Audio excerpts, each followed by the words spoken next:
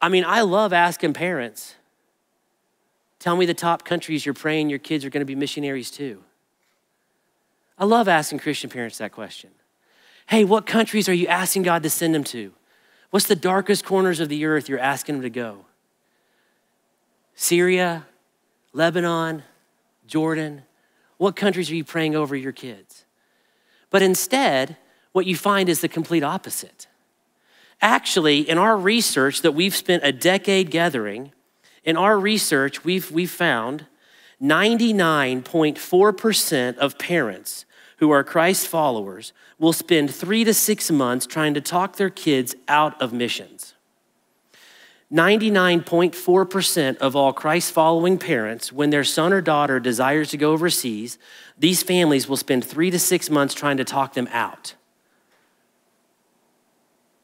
Are you sure? You want to go where? Did you tell your mom?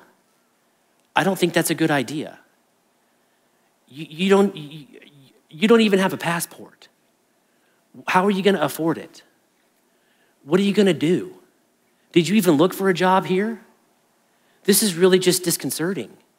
You don't even like when we travel in America. You don't even wear Toms. I'm confused. Are you sure? Do you feel called? Are you called? You would think if God calls you, he's going to tell us, and your mom and I haven't heard anything. This is just bad. Why would you do this? Okay, why don't you do this? Let's get a job here for a decade, okay, and then decide if you want to go. Do you have any doubt? Are you doubting any? You cannot step foot on that plane if you have any doubt. If you doubt, you should work at Starbucks and live in our basement. You should not doubt. Did you tell your brother? You better not have told your brother. Did you tell your brother? Who's giving you this idea?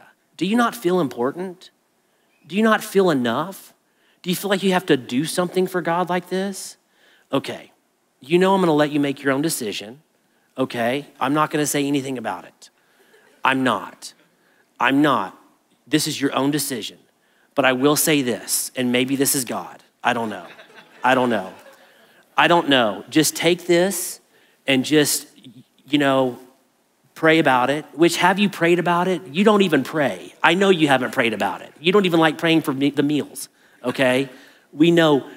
Let me just say this. I'm just gonna say this, and then I'm gonna be done. But I think your mom and I, as we've talked and prayed about this, our heart is not there yet. We're not saying it's a no. I'm saying it's your decision. But we feel very serious that you should just hear this. Okay? So here it is. We want you to know that if you get on that plane, you're gonna die single. And that might not be a big deal for you, but we're asking, what about our grandkids? Okay? And that's what we've waited for. Isn't this incredible when we tell our kids, if God has you be a missionary, don't stoop to be a king. Now, I'm not gonna click my heels together when my daughter wants to go to Syria and plant churches. That's gonna be a very difficult day.